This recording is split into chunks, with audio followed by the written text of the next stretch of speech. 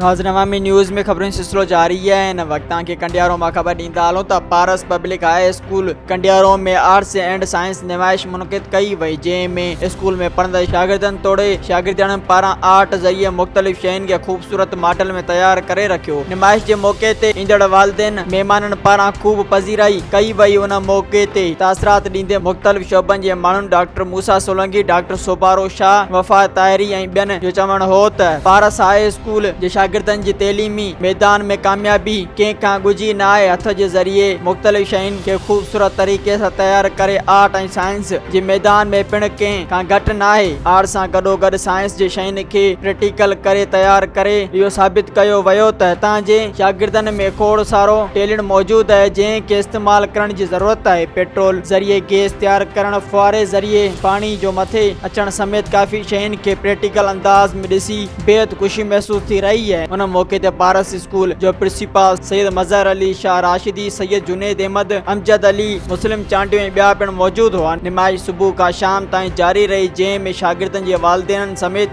शहर जे मोअज़्ज़िज़न वॾियांक में शिरकत कई। मज़ीद खबरों और तफसीलात के लिए विजिट करें हमारी वेबसाइट www.awamiNewsHD.com।